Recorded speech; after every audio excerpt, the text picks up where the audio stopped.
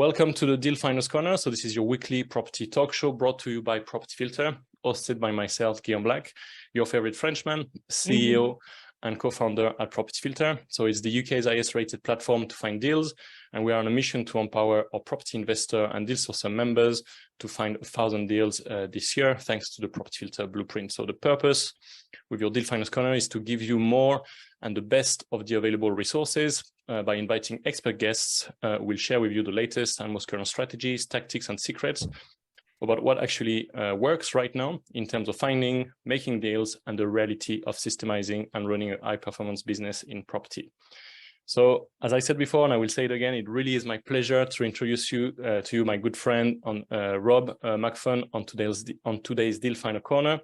And this session with Rob really promises to provide you actionable strategies and insider knowledge that drive property success thanks to the negotiation skills. So Rob is a retired police officer with over 34 years of experience. In 2014, he and his wife embarked on a property investment journey to replace her income first and enable her to leave her job.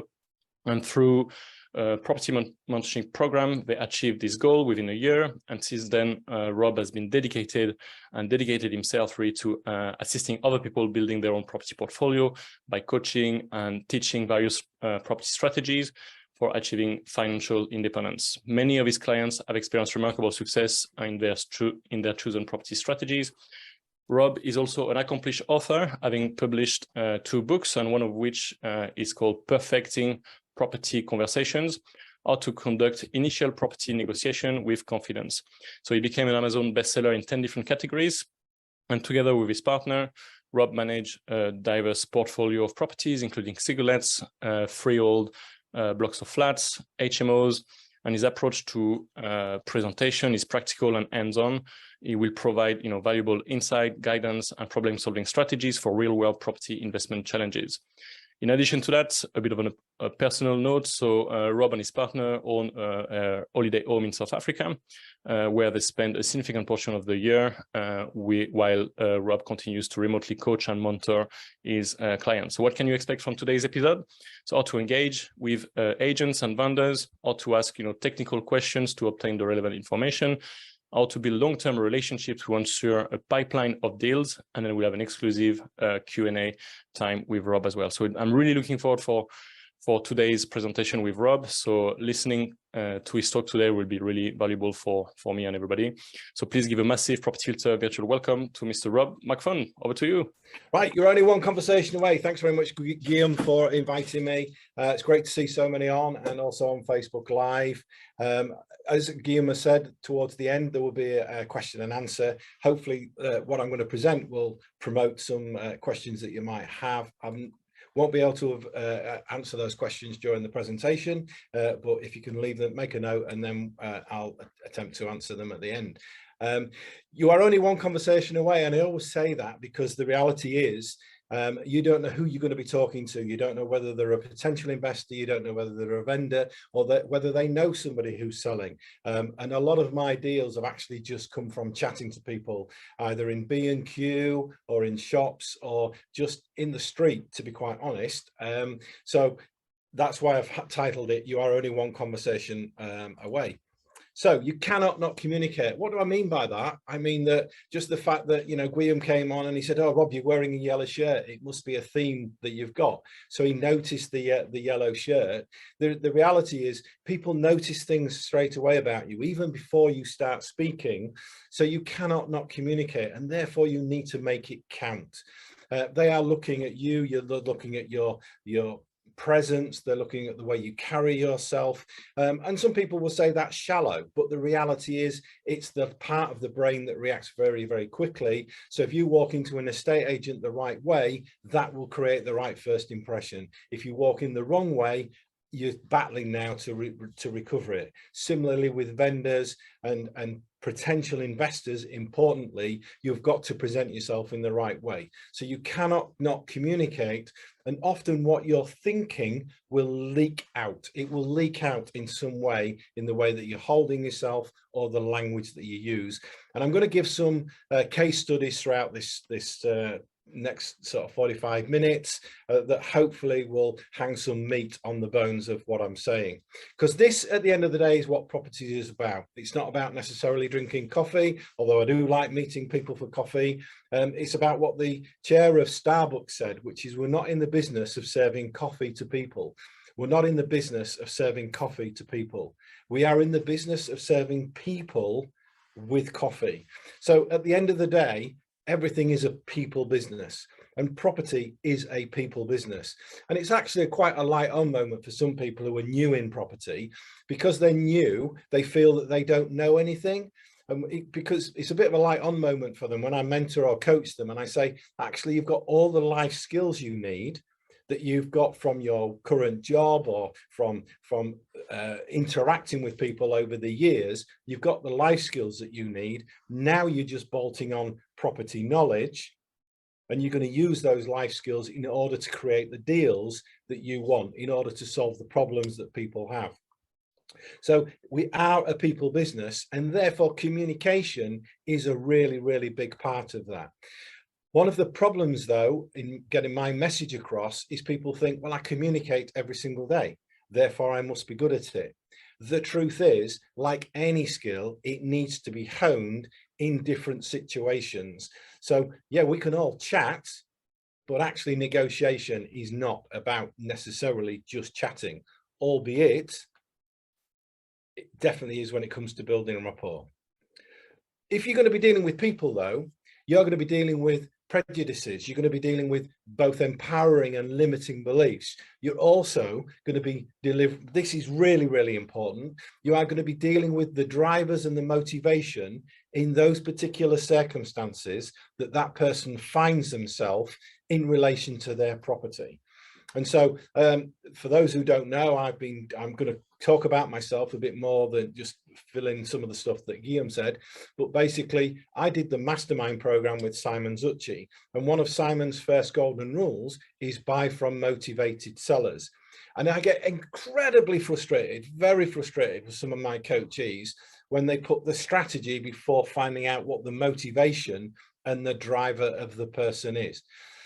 So basically, it starts with a motivated seller, but you've got to find out what that motivation is. So, and we make, if we're not careful, we make assumptions. And I'll talk about myself here and say that at one point in my life, I was a motivated seller of a property.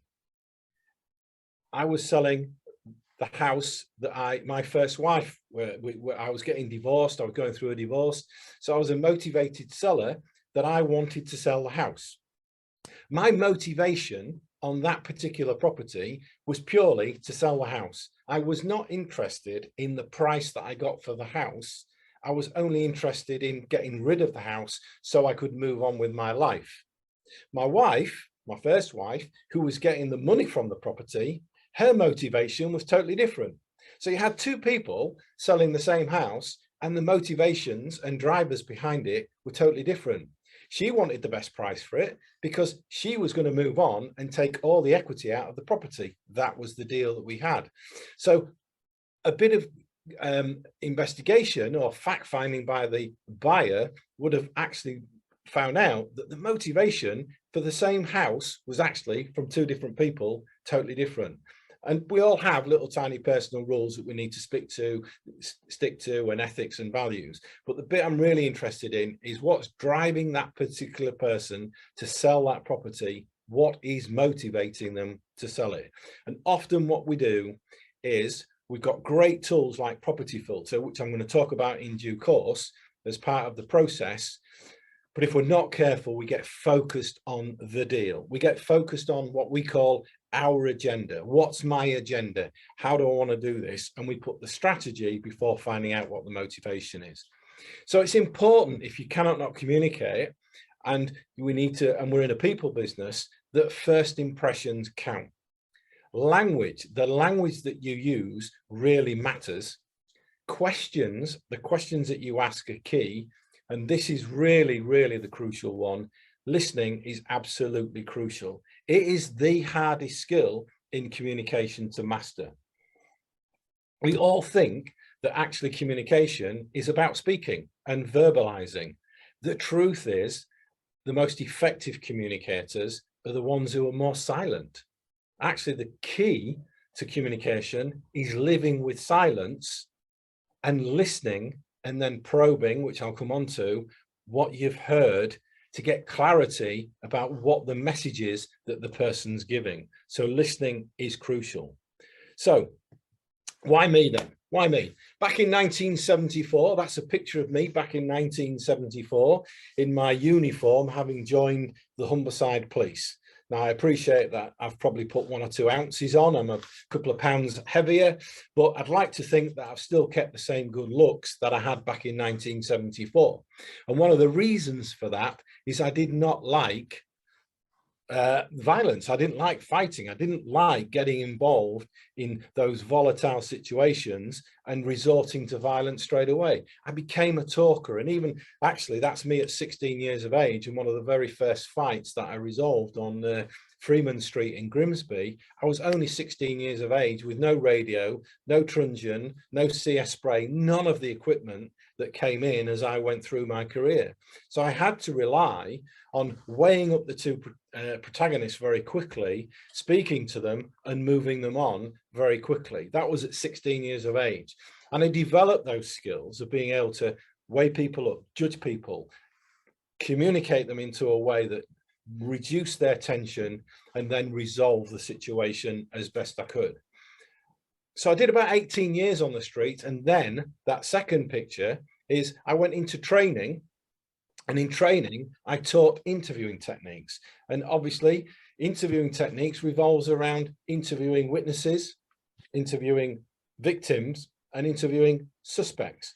And believe it or not, all of those 3 categories of people don't necessarily want to give you all the information that they've got, particularly suspects. So you had to build rapport with somebody, get somebody talking, and then fact find and find out what their agenda was instead of your agenda. And so I then taught other officers for many years in interviewing techniques and getting information out of people who don't want to give it, which includes, of course, estate agents and vendors, and even to an extent, sometimes other investors. So basically, after 34 years in the police, I did 34 years. I was very fortunate to go through the ranks, ended up being a senior officer, ended up in learning and development for the whole force in Humberside, and ended up basically retiring about 16 years ago. But you never stop learning. And as Guillaume said, in about 2012, 2013, my second wife was still in the police. So we needed to get her out of the police because of anxiety and depression due to cutbacks and things like that. So the reality was we looked around and we fell upon property, and we ended up doing the Mastermind 14 course in the year 2013 through into 14. We had limiting beliefs. We didn't think it would necessarily work as quickly as we'd hoped, but the reality was we set a target of Nicola, my wife, leaving the force in 2 years, and we became financially free in, well, she left after 8 months. We became financially free after about 12, 13 months. It seemed a natural fit then, having been a coach and a mentor within the police from 1992 onwards and helping other officers develop. I became a coach and a mentor in property. And in the last 10 years, I've been coaching both for, a number of people, providers, training providers, but I've also been a successful coach to private clients as well. As Guillaume said, I've got a published author and articles in the YPM magazine, plus my book, and I'm an accredited business coach.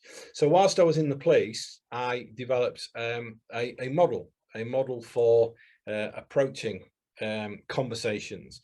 So you cannot not communicate, and it's called a script builder, but I don't necessarily like the idea of a script, because I don't want people to be robotic and have a full list of questions in front of them that they're sitting there ticking off.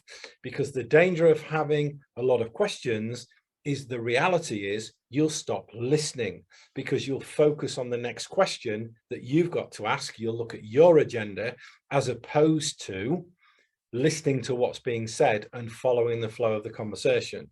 So this is the script builder. I'll go into more details about this when people have got questions at the end. But as you can see, planning, prepare and practice is before the conversation even goes. You're going to find your leads on Property Filter. We never had Property Filter in my day. It's a phenomenal piece of software. It's awesome. The reality is we did that by hand. We had to do it longhand. We went into different websites. Went into Net House Prices, Property B. There were all different websites. The reality is it's all been automated for you now. And I love the CRM pipeline for follow-ups, because follow-up is very, very important. So plan and prepare and practice before you even go into an estate agent or go and meet a vendor. What do I know? What due diligence have I done? What questions do I need to think about asking based on the due diligence that I've done? During the conversation, how do I engage and build rapport? I'm going to come to that. What questions do I ask? And explore what the situation is. That's really important, because at the end of the day, we're not there necessarily to do a deal that just suits us. We're there to create a win. I genuinely believe in a win-win situation. I believe in karma. The more goodwill you put out there, the more that you get back. So it's about exploring what their problem is and solving the problem the best way that you can. So that's where it might evolve from a straightforward purchase into an assisted sale, or into a vendor finance, or into a purchase lease option, or a rent to rent, some other better deal than you putting all your money into the deal. And then after the conversation, resolve, reflect and refine, reflect being the most important piece. But I'll come on to that, because I genuinely believe this, that people will not buy from you until they buy into you.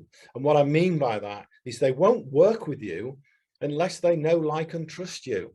So they won't buy from you, which means using your services, i.e., I want you to be able to negotiate a deal or be in a position that the estate agent or the vendor wants to work with you, even if they get a higher price. And that really sounds strange. I have bought properties below prices that have been offered by other people because the vendor has wanted to work with Nicola and I because of the way that we've come across and the way that we've dealt with them. So part of that is building rapport and trust. And lots of people say, oh, build rapport, and then they swiftly move on. They don't actually tell you how to build rapport. Well, the truth is, I think I've coined this, if you like. I think the best way to build rapport is be curious. It's from Dale Carnegie, How to Win Friends and Influence People. So ask them their name, get the name, and then be interested in them. Be interested in their background, be interested in their interests, be interested in them and their property. And actually, you can be interested in the estate agent. See what pictures they've got on the desk. Start to create and find common ground, because people buy from people who are like them. They want to work with people who are like them. So be curious, ask questions about them. Once you find common ground, have you been on holiday somewhere similar? Have you traveled somewhere similar? Have you got a similar background in terms of interests? I, for example, even going into a vendor's house, if they've got children, and I haven't got any children, and I've never been to university, I'm still quite happy to say, oh, I see that your children have been to university. What did they study? And I'll guarantee that I either know the place where they've been to study, or I've got some common ground in what they've studied. So I start the conversation about something of interest to them, because then I'm making a connection with them. And once you connect with people, the negotiation is far easier, because you are going to be doing a fact find where you're going to be asking some very intimate and potentially embarrassing questions. And you can only do that once you've found common ground and connected with the person. So hopefully there's something for you, because this is really important. And if you take only one thing away from this presentation today, it's this model. It's actually called Batari's box, B-E-T-A-R-I-S, Batari's box. And we used it a lot when I was training officers in order to avoid getting involved in violent confrontation. But it really, really still applies to every interaction you have in life. So the truth is, your attitude affects your behavior. Now, your behavior includes your language. It includes the way you carry yourself. It includes the way you act. So your attitude, if your attitude is, for example, I'm new in property, nobody's going to take me seriously, you know, I'm dealing with estate agents, but I haven't got any funds available. If that is your negative attitude, it will affect the way you even walk into estate agents. It will affect the fact that you found something on Property Filter which meets your, or is of certainly interest to you, and you've made that phone call to the estate agent, or you've decided to walk into the estate agents. It will, though, affect your behavior. If your attitude is, I'm new, I don't know what I'm doing, they're going to see through me, and it will affect their attitude. They'll think, who is this person? Oh yeah, it's a newbie. Can I take them seriously? Are they just another want to be, you know, another wannabe instead of a serious investor? So it will affect their behavior, and their behavior will be, they'll treat you like you are a newbie. They'll treat you like you're a wannabe rather than a serious investor, which then it compounds your attitude. You'll come out, reflect on it and think, rather than reflecting on how you went in, you'll reflect on their behavior towards you and think, I knew it. I knew they'd see through me. I knew I wouldn't get any deals. And there's another thing, when I'll come to realistic outcomes, I don't go into estate agents looking for deals. I go in looking to create a relationship in order that we can then move on to start to negotiate deals. And here's a good example of somebody who their attitude affected their behavior. We were on a train, I was delivering a training course, and this person turned up and said, basically, I put an offer in on a house, the surveyor's been down, and the reality is it needs £7,000 of work doing to the roof. I've now got the awful problem phone call to the estate agent to explain. And I said, whoa, his whole attitude was, I've got a problem. I've got to relay that problem to the estate agent, and that estate agent's got to then relay that problem to the vendor. So his whole attitude was affecting his behavior. And in fact, I said, okay, let's practice and let's role play. And he came on and he said, right, imagine he was speaking to the estate agent and he said, I've got a problem. And we changed, we said, stop the role play. Is that what an estate agent wants to hear? I've got a problem. They don't want to share they don't want to share your problems. They've got their own the problems of their own. So we changed the introduction to, I put an offer in this property. I'm still interested in the property. I have the funds available. The solicitor's ready to go ahead, and I've got a mortgage in principle. I'm really interested in the property. However, the value has been down and it needs £7,000 worth of work spending on it. You've now made the job much easier for the estate agent, and we practiced that. And so basically he then rang the estate agent, and I'll tell you the result later on.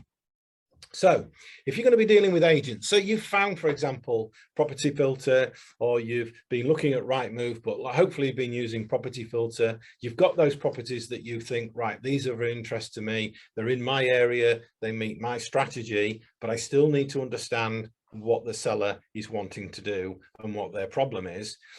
So now you're going to either pick the phone up, or personally, because of my skill set, I would go into the estate agents, particularly if it's working in my area, etc. And you need to think about what type of an introduction you've got. And I've got a case study for that in due course. But again, walking straight in and talking about the property is not creating that rapport, is not creating that I'm a serious investor, I'm looking to invest. So for example, my introduction when I first started was, hi, I'm Rob McPhun, this is my wife Nicola, we're looking to invest in property, we're ex-police officers, I'm looking to supplement my pension for later on. I'm new to property and I think it's risky, so I'm looking for you to help me, but I'm really interested in building my property portfolio over the next few years in order to have a much more comfortable retirement. So that was, roughly speaking, my introduction. So I've already demonstrated a bit of gravitas. I've already demonstrated that I'm serious. Do I go in with donuts and cream buns? I personally don't subscribe to that point of view. At the end of the day, I put myself in the estate agent's position, and I think I was speaking to an estate agent the other week, and they said they get offered buns and eclairs and things all the time, and immediately they dismiss the person as being trained by somebody, and they're probably just another wannabe who's walking through the door. So my whole point of my introduction is being authentic. I want a realistic outcome for that conversation. So when I talk about a realistic outcome for that conversation, it is purely that I want to introduce myself, and if possible, move on to looking at some properties and arranging viewings. But the truth is, I just want to start a conversation, start building rapport, and start building a relationship with that estate agent. I want them bringing deals to me in due course, offline, off market, the ones that aren't even going to go on Property Filter. I want them to basically put, it starts with Property Filter because that's where you're going to find some of the deals. So let's go back to that introduction. Very, very briefly, case study. I was mentoring somebody. He said, I'm getting nowhere with estate agents. For the purposes of this case study, well, not for the purposes, he was Scandinavian, and he had a very strong Scandinavian accent, and he had a strange Scandinavian name, but he was actually working in Sheffield. And so he's going into Sheffield estate agents with a very strange sounding name and a very strange sounding accent. I said, okay, tell me your introduction. And he said, hi, my name's so-and-so. I'm looking to, and I stopped him again. And I said, look, I'm actually now thinking, if I'm the estate agent, where are you from? Because you're not from round here. You've not got a Yorkshire accent. Basically, are you mortgageable? Are you really serious about it? Am I going to be wasting my time with you? So if the estate agent is thinking, what's your name? How do you spell it? It's very strange sounding. They're not listening to anything else that you're saying. So often when we introduce ourselves at networking, or we introduce ourselves to estate agents, vendors, we've got to be aware, if we've got a strange sounding name, that they need to get the head around it. They need to get the head around your accent. So I said, why don't you introduce into your introduction, hi, my name's Ragnar Lothbrok, for example, from Vikings. My name's Ragnar Lothbrok. You've probably gathered from my name and my accent, I'm not from round here, but I live here. I've got permanent residency. I'm married to, and I've got a permanent job at the university. I've got funds available, and I'm looking to invest in property. You've now the estate agent is now focused exactly on what you're saying, because you've batted off in their minds the questions that they've got based just on your name and your accent. So be aware of when you're delivering a message, what the other person is actually receiving. So that was just a case study about introduction. So realistic outcome. I was once asked, have you ever been blanked by estate agents? And I went, no, I've not been blanked by estate agents, because I don't actually go in on the first meeting, second meeting to discuss deals. I go in to create a relationship and let them know what I'm looking for and what I'm about. And if I come away with a couple of viewings, that's great, but I'm not that fussed. I don't want to come across, at least get your head around this phrase, I don't want to come across as a motivated buyer. I want to come across as somebody who's credible, professional, and basically wants a great deal. So the next thing is clothing. And people go, oh, Rob, that's a bit shallow, isn't it? You shouldn't judge a book by its cover and all of, and I get that. And I actually get that. And I don't have a problem with it, but just accept responsibility then for not getting the results that you want. An estate agent isn't expecting you to walk into an estate agency, rightly or wrongly, with a Megadeth t-shirt on, or your shell suit on, and a pair of flip-flops. In fact, I was giving this talk at a Property Investors Network meeting, and a multi-millionaire portfolio holder rang me the next day and said, thanks for that. It was a great reminder, Rob, the bit about the clothing especially. And I said, oh, right, why is that then? And he said, because I've not been getting the results that I've wanted lately. He said, and it's because of the fine weather. I've been going in a t-shirt, a pair of Bermuda shorts and a pair of flip-flops. He says, and they're not taking me seriously. So he went back to wearing the right clothing. And there's two reasons for wearing clothing as well, very briefly. One reason is because it sends the right message to the individual that you're dealing with. It's what, because you should be dressing to what their expectations are, not what you necessarily want to wear, because of what you're doing. Wear the right clothing for the right outcome, you know. And the second reason why you should wear the right clothing is because it actually anchors it in your brain. If you wear the same clothing or wear the right clothing, it anchors in your brain that this is the role that I am playing at the moment. I am a property investor. So I have got, for example, my presenting watch on. Sounds a bit corny, sounds a bit silly, but it's my presenting watch. When I've got this watch on, two things: it tells me I'm presenting, I'm in presenter mode. And secondly, it's got a really good dial on it. I can see what the timing is and I can see that I'm going over or whatever. But I'm so passionate about what I do, I have a tendency to go over anyway. But anyway, but pose, what do I mean by pose? Walk in, not walk in overconfident, don't walk in arrogant, but walk in like you belong there. This is why I'm here. Even if you're new, be authentic and be genuine. Explain to them that you're new, but then turn it round and say, and that's why I'm coming to you. I want your help in order to, you know, because I want to understand the property market, especially if you say, because I'm looking to build my portfolio over the next few years. You've sent a very clear message to that estate agent that you are looking to work with them over the next few years. And I know we've talked about going through property filter, but if you're going to estate agents outside of property filter, as you know, and you're choosing estate agents in the area to use, another tip is basically to choose smaller independent estate agents. Why? Because the money goes into their pocket. They aren't lining the pockets of some national concern, and they aren't just an employee. It's in their genuine interests to have investors who are looking for property over the long term. So I picked the smaller independent estate agents and made a connection with the owner of the estate agents. You want to stand out, basically stand out for the right reasons, not the wrong reasons. And because they're going to be, bear in mind, they've got investors going in all the time. They've got new people going in all the time. So you need to stand out. Maybe the business card will stand out, and have some answers ready. This is where the planning and prep comes in. What questions am I likely to get asked by the estate agent? Such as, have you got any funds? Have you got a broker? Have you got a mortgage in principle? What experience have you got? Have you bought a HMO before?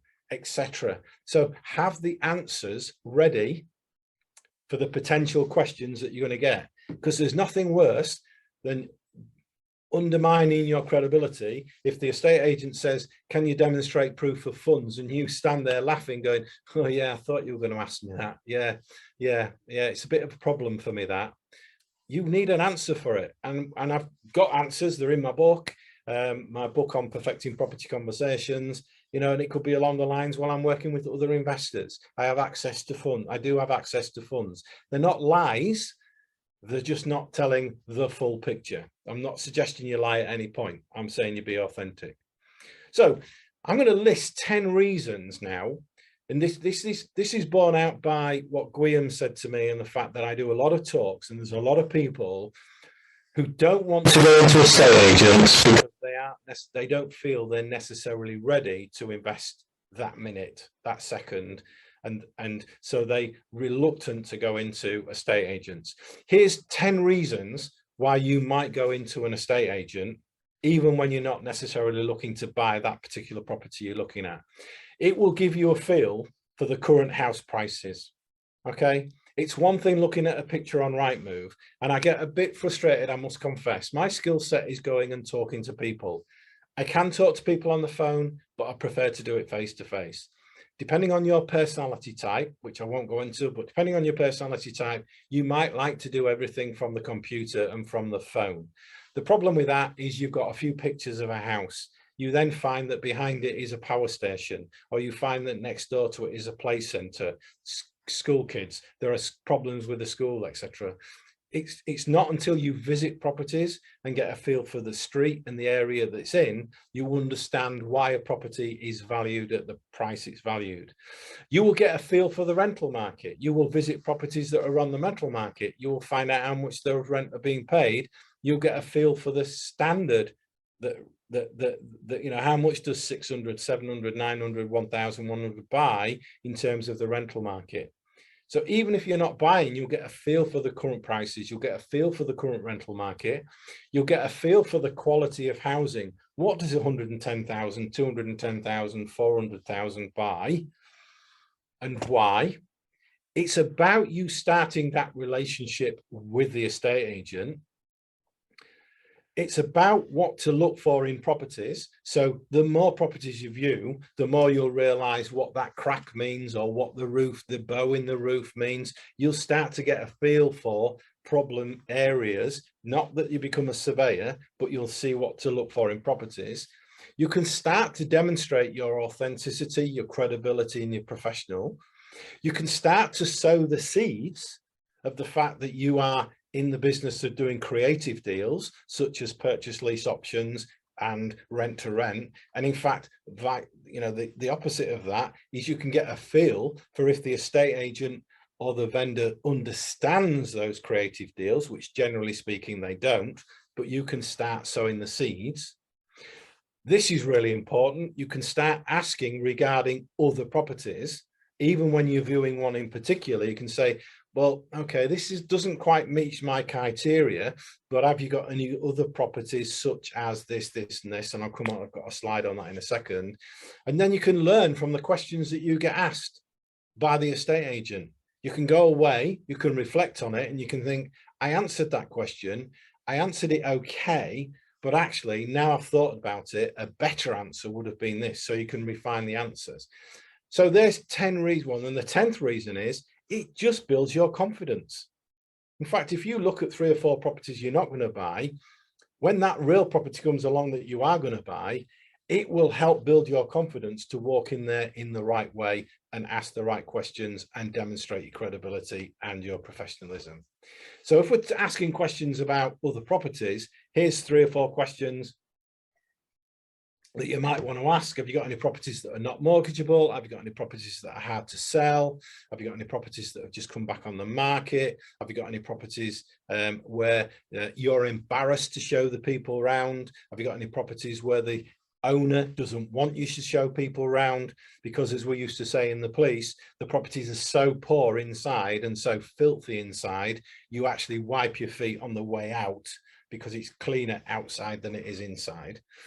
So that's asking about other properties, or asking about sellers. You know, have you got anybody who's looking to sell quickly? Have you got anybody who's divorcing, as I alluded to earlier on regarding my motivation to sell? Have you got anywhere the deal has just fallen through and just come back on the market? That house that I live in at the moment, which I bought many years ago after my divorce, because that's all I could afford, it'd actually fallen through 3 times. I bought it on the third occasion that it fell through.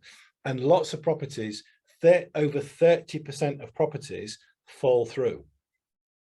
So you want to be in the minds of the estate agent when those properties fall through. In fact, one of my mentees got one £60,000 below market value. He got it for 300 instead of 360, because basically the agent rang him 4 times that morning saying, and he eventually got through to the coachee saying, I've got one that's fallen through, it's part of a chain, they're desperate to sell, it all needs to go through quickly, and he got it for £60,000 less, with absolutely no negotiation whatsoever, because he built the relationship with the estate agent, that the estate agent was ringing him with those sort of deals.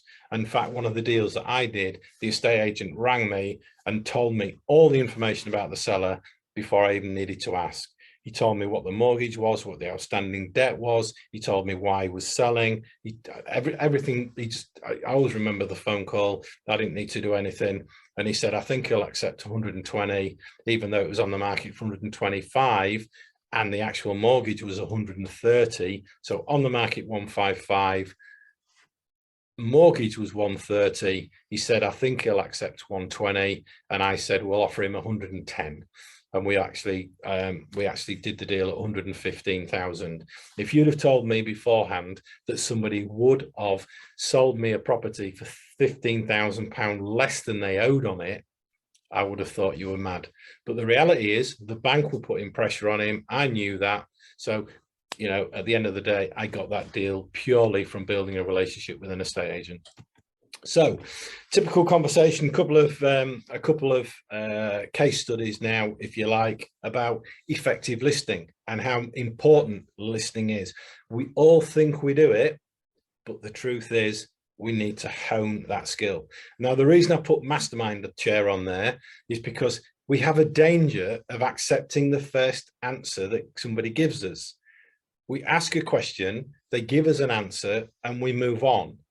So, two typical conversations. One, I'm coaching somebody the other week, and basically what happens is people coming on my coaching calls and they say, oh, I've just had a conversation with a vendor or an estate agent. I asked them to tell me how the conversation went.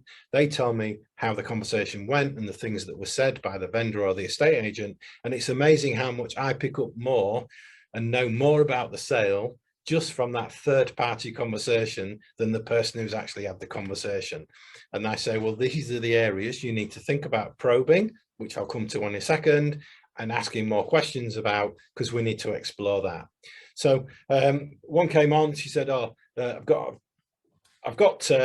been to look at a deal. The lady wants cash. It's a cash purchase. I do have the money. Because the lady who's buying has got the money, she's not looked outside of any of the deals. She's just thought, well, I've got the money to buy it, so I'll buy it because the lady tells me she wants cash. The second somebody tells me they want cash, I want to know, what do they want the cash for? How quickly do they want the cash for? Well, you know, how much cash do they want? There might be £300,000 equity in the property, but they only actually need 50,000. But their answer is to sell the whole property, etc. You can then do creative deals, if you understand creative deals like purchase lease options, etc. If you find out, every conversation you have in the first instance should be a fact find. 99% of coaches who come on the calls have not got enough information in order to determine what the best deal is. Genuinely, after 10 years of coaching property coaches, they do not have enough information in order to come up with much better creative deals. So they are doing deals, it's just that they're leaving much better deals on the table. Much better deals. Lady yesterday, well, I'll do it as a third case study because it's happening all the time. So this lady said, oh, yeah, she said she wanted cash because she runs a charity. She's got a charity and she wants to go abroad to Spain and live and focus, you know, and focus on a charity. And I'm going to swear at this point, and I apologize for that, but this is how the conversation went. I said, okay, so what's important to the lady? What's important to that seller? She said, oh, well, it's a cash buy. She wants cash. I said, is it? Is that what's really important to her? Based on what you've told me?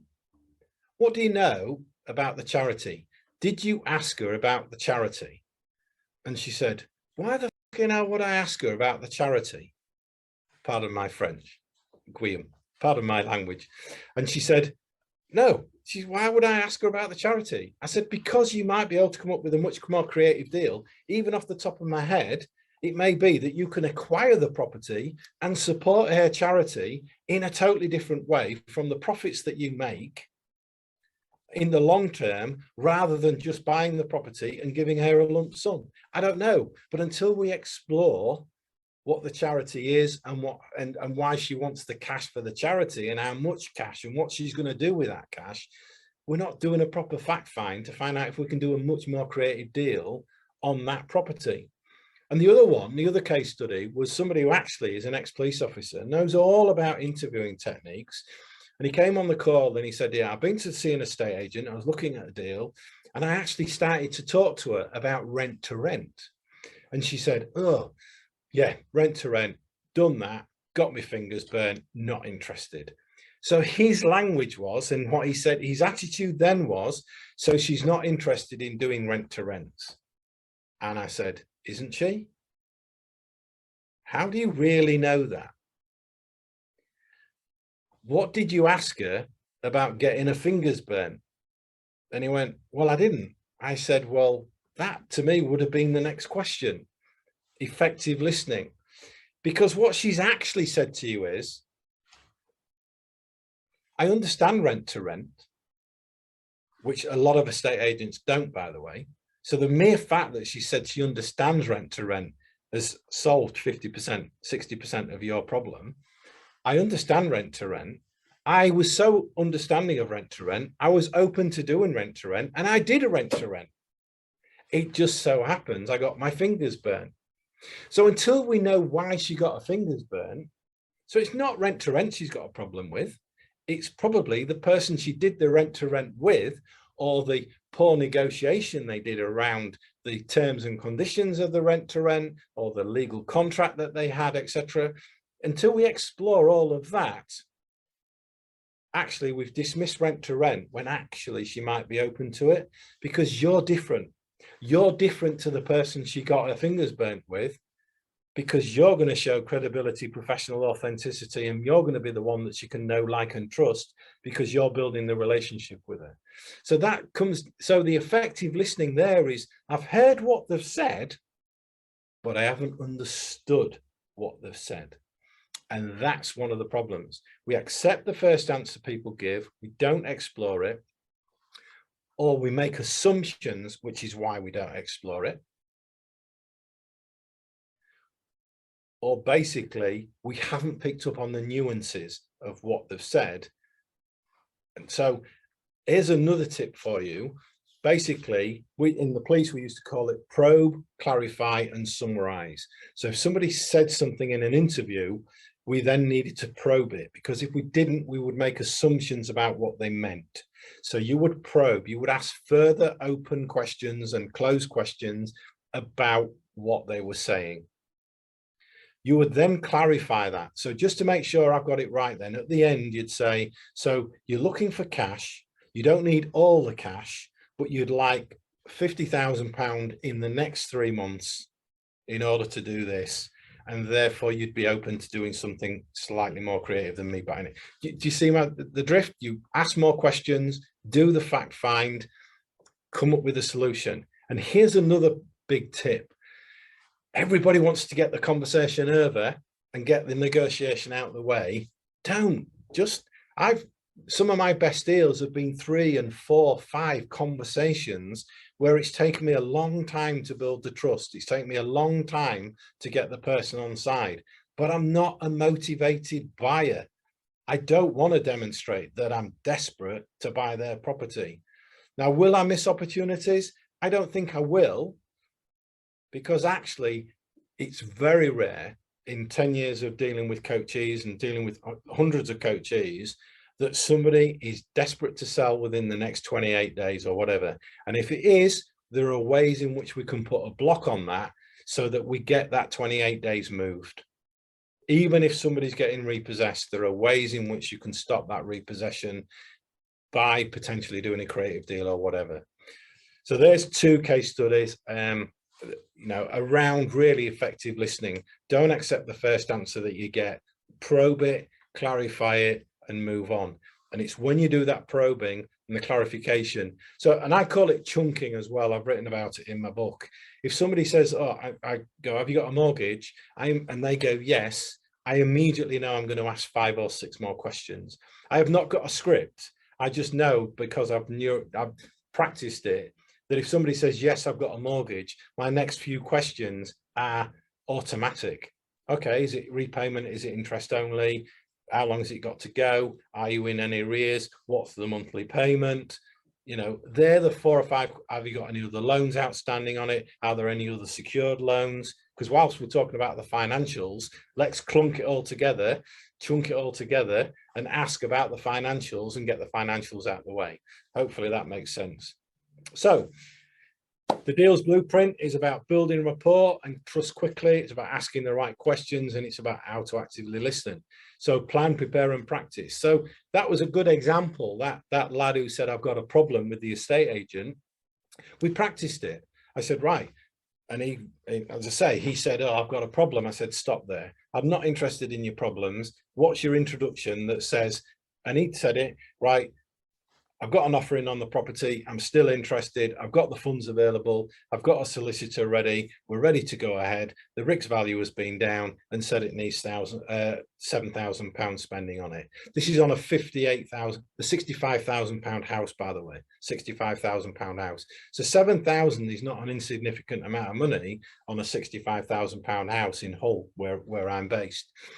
So basically, we practiced it once, twice, and then 3 times. By the end of the 3rd practice, I'll guarantee you, you don't like role playing. I know you don't. None of us do. But the truth is, he'd taken out all the gaps, excuse me, all the ums, all the ahs, all the pauses, and he sounded very authoritative without sounding robotic. He rang the estate agent there and then, which is him on that picture, is him on the phone in front of us, ringing the estate agent. And basically the estate agent said, oh, great. Okay, then do you want me to ring the vendor and get £7,000 knocked off the price? He went, yeah, that would be awesome. Thank you very much. Because don't forget, by practicing it and doing it, he's now actually told the estate agent how they can approach the conversation. Rather than them ringing up and saying, hi, Mr. Vendor or Mrs. Vendor, I've got a problem in that somebody wants to buy your property.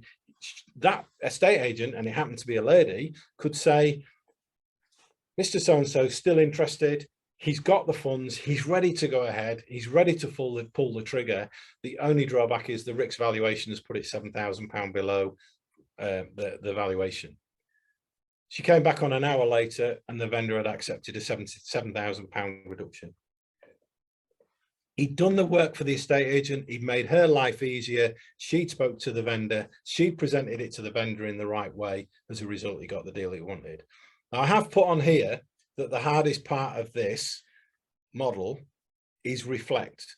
And what do I mean by reflect? I mean you thinking about what you did, how you did it, and what you said in that conversation. We have a tendency to blame external factors. It takes time and skill to become a really honest, balanced, reflective practitioner. What we tend to do is go, well, I knew there were no deals out there and I didn't get any deals. I knew I wasn't going to get that offer accepted, because instead of reflecting and thinking, what did I say? How did I say it? Did I say it at the right time? Did I build that rapport?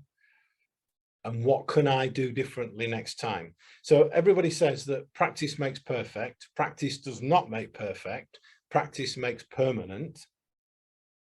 And also, practice plus refinement. See, people talk about 10,000 hours of practice. You'll become a master.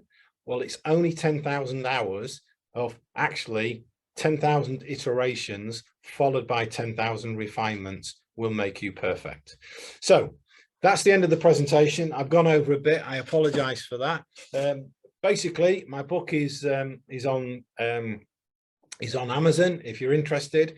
I would recommend that you buy it as a hard copy, although it is on Kindle. It's not on Audible. Why is it not on Audible? Because it's not that type of book. It's a reference book that you can flick in and flick out. You can go into planning, you can go into practice, you can go into reflection and take the tips from it. So it's not on Audible, it wouldn't read right.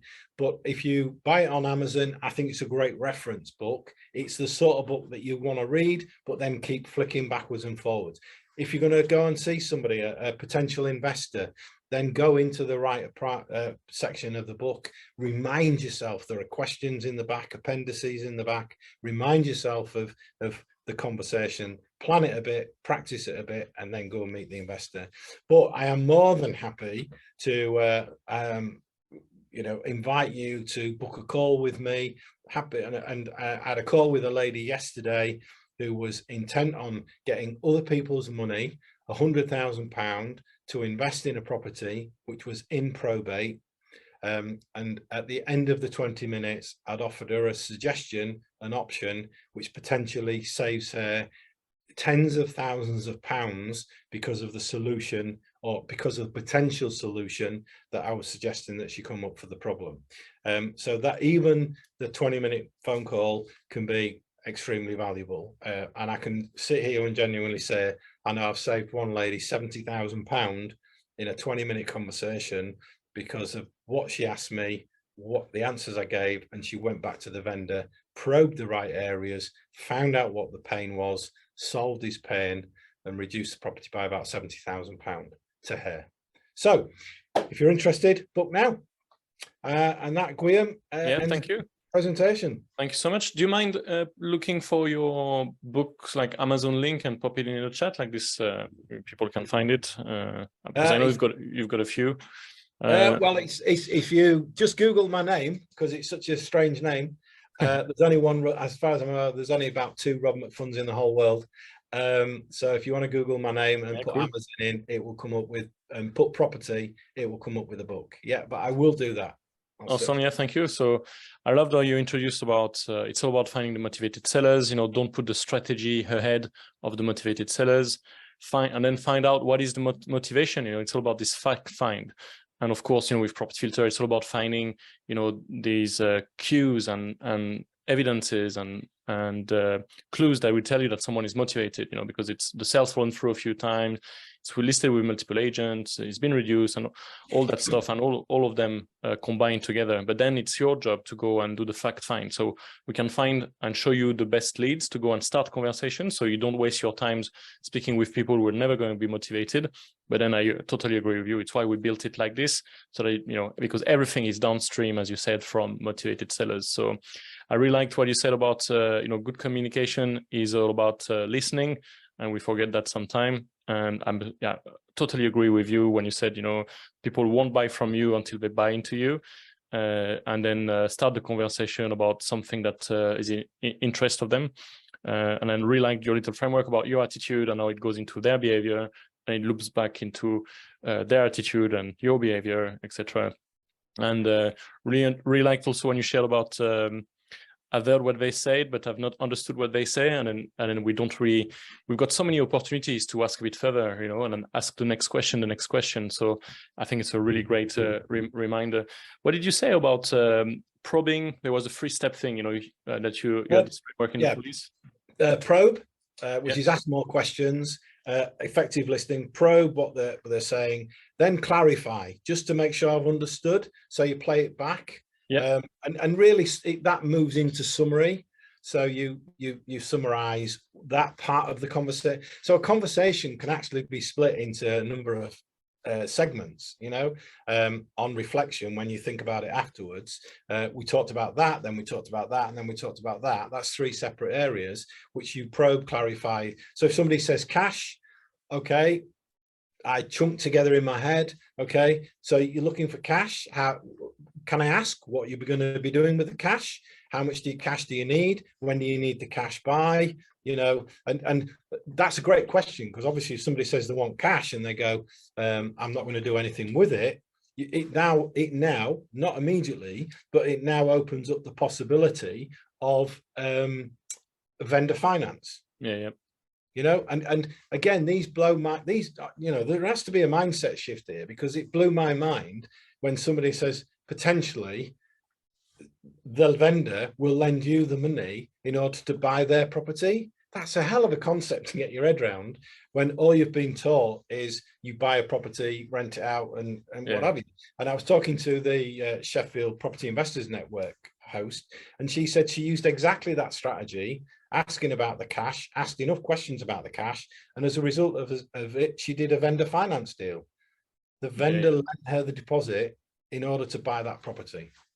Absolutely, yeah, because they'll just, you know, a lot of the case they'll just stick it in a bank and get pennies for it, so you can offer them a much better solution. A lot of people were asking about, I think, your point around dress code and clothing, and I think disturbed a few people, so not quite sure what you, I guess you want to be authentic, you know, and project yourself as serious and proceedable. So can you comment a bit more on clothing and recommendation? Yeah, I think I just, you know, when I say dress, I just mean, you know, don't go in there. Look, I'm nearly 66 years of age, so I'm not going to, you know, apologize for the fact that I'm a bit old school, you know. So it's about being professional. It's about, I'm not saying be suited and booted necessarily. I'm saying just dress appropriately, i.e. dress smart casual, you know, be comfortable in what you're going in. But also, if you're going viewing properties, and I've written about it in the book, you know, dress appropriately, have a good stout pair of shoes on, have a torch, you know, have you know, the right equipment with you, that if you want to examine a property properly, then you don't know what sort of condition it's going to be in. And again, for example, an old police officer trick for going into very smelly properties, particularly where a death has occurred, I would have a small bit of Vicks nasal gel. So basically, if you, I know it's going to sound perverse, but if you pop that underneath your nose, then it actually stops you grimacing. And, you know, because if you're viewing a property, you don't want to be grimacing and things like that. You want to just be professional. So, you know, I know I've digressed slightly from clothing. All I'm saying is, you know, to a degree, dress to the expectation. I'm not saying don't change your cultural dress or anything like that. There are cultural issues, but just dress to be you, but also be aware of what that person might be expecting. You wouldn't go to, you know, well, again, I suppose it stems from in the old days when you'd visit a bank manager and things like that. Yeah. You know, you're asking for something, you're looking for them to help you. And all I'm saying is, yeah, basically, be casual smart, basically, and aware. Somebody's put in the chat, is the call free? Absolutely, the call's free. Yeah. So Sheila was asking, Rob, you know, with your house, you're trying to sell quickly and you had different goals than your wife did. You know, she wanted to achieve the big price. And how would you navigate a situation like that, you know, to find the best deal for vendors who would be in this situation where someone's really motivated by price and someone just want to get rid? That's a really great question, actually, because people sometimes go on a coaching call and they'll say, oh, I'm dealing with an older person, they're selling their property, and I'm negotiating with the older person, and I'll say, okay. And during the conversation with me, they'll say, but they've spoken to the daughter, and the daughter said this. I said, well, are you negotiating with the right person then? And they go, well, yeah, because the old person, it's their house and she's selling the house. And it's like, now I know her name's on the, you know, title, and her name is on the deeds and things, but who's actually making the decisions about the sale of that property? And I would venture to suggest it might be the daughter. Why? Because the daughter might be inheriting it. So there's another dynamic. So it's understanding and being aware of the dynamics that are involved in negotiation, whose agendas at play and where is it at play. So find out who actually, you know, that's a great question. I've just seen it from Glenn Francis. So be aware. Don't worry, I'll go through the questions. Be aware of the dynamics that are in play, and decide and make sure you're speaking to the right decision maker. So yeah, it was fine that I wasn't interested in the price, but to a degree, the decision maker was my wife, my first wife. So the person had to negotiate with them. So probably paid more than they wanted to, but it was certainly, all I was interested in was paying the mortgage off. And obviously, as we'd been in the house 15 years, so the reality was there was quite a bit of equity in it. We had a bit to play with. So the answer is, make sure you're dealing with the real decision maker, not necessarily the person whose name's on the deeds. And don't make assumptions. You know, I've had a case once where it's the children wanted their parents to come and live closer to them, so they just wanted to get rid of the house as well. So you just need to figure it out. Again, it's all in this fact finding. So Gary is saying, I highly recommend Rob's book. I've read it cover to cover several times and lost count of how many times I've revisited some of the chapters as a reminder. So I think that's great. Mark is asking, when asking all the questions to build rapport with the seller or the vendor, do you actually take notes, or do you commit to your memory, which would be difficult, but or do you openly take notes? You know, wouldn't that be strange? I wouldn't take, right, okay. It's taken me a long time to work this out, actually, because I've realized that because I was in the police, I had to go into very volatile situations and remember what was being said by who, because I then need to go away and write it up in a pocketbook and then need to regurgitate that in a court 18 months, 2 years later. So you learnt the skill of hearing and listening for what actually is important in order to prove any offences, if there were any offences being committed. Now, I know that everybody's background, nobody's background here is probably in the police, but it is a skill that you can learn. So what you're thinking is there's a lot of, 60, 75% of a conversation will be rubbish that you don't really need to listen to, but you only need to make note of the 15, 20, 25% that's going to be useful later on in any negotiation, or for you to ask questions about in this conversation. And it brings me on to another very quick point of, some people say, well, how do I start the next conversation when I've had that one? I go, well, you start the next conversation with information that you got from the first one. So one of the best deals I did, I put an offer in of 90,000 on a £120,000 house. She refused to accept it. And this is the bit that I think is a bit different. I went, oh, so what do you do for a living then? Well, I sell toys. I do toy fairs and exhibitions and things like that. Oh, when's your next exhibition? It's at the Excel Centre. Okay. A month later, and you've got your CRM system and your pipeline system, which is great. So it will remind somebody, ring that lady a month later. So I rang her a month later. And I think, again, this is the significant difference with me.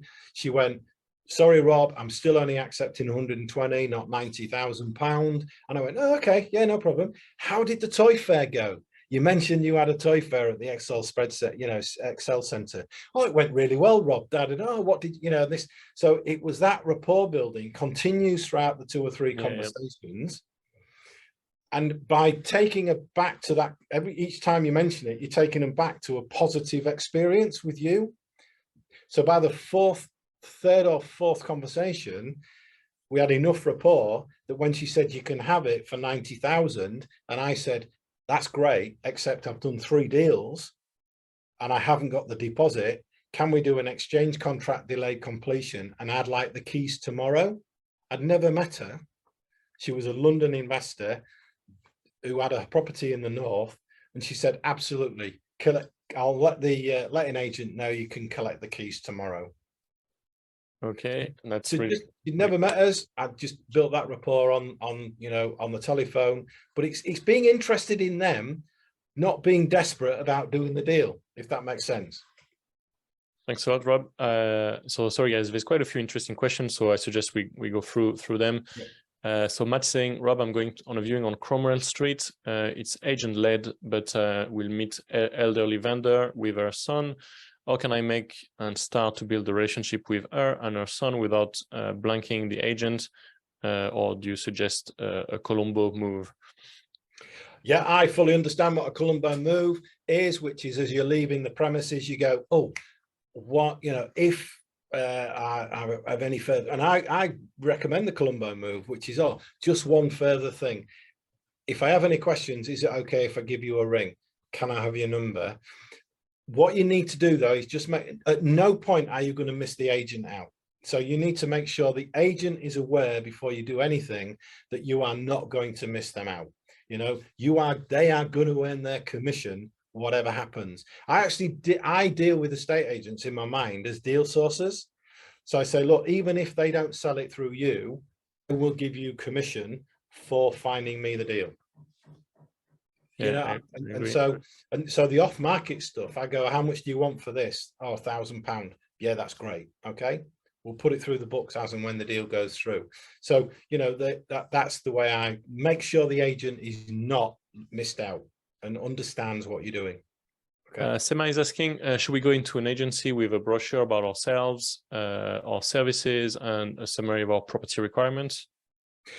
Absolutely right. Okay, there are different personality types. Some people like talking and are more interested in you as a person. Some people do like to physically take something away with them. So depending on the character of the estate agent or the seller, then yeah, have a brochure. It doesn't do any harm. And you've got now a conversation piece for the next conversation. Oh, the last time I was here, I left my brochure. Did you get a chance to have a look at it? Don't be disappointed if they say no, because we all need to get used to rejection. But the fact that you've left a brochure demonstrates your credibility, your professionalism, your authenticity. The fact that you go back in again with another brochure, maybe next time, the same brochure, but saying, oh, well, you know, I appreciate you're very busy. Here's another copy, just in case you've mislaid the other one in the bin underneath the table, no doubt. But you're just reminding them that you're around. And yeah, so yeah, pandering to different personality types. Yeah. Yeah, I wouldn't lead the conversation with the brochure and hide behind it. I would use it as an asset on the side of all the stuff Rob's been talking about. Linus is asking about wearing something that people will remember, a hat, bow tie, bright shirt. I think that's a good idea. Absolutely. That's the standing out thing for the right reasons. And that's where cultural dress comes in as well. And I always remember somebody doing a presentation. It was a police presentation, and they came really, really scruffily. And because they'd just come from an undercover covert operation, and they were a very formal do.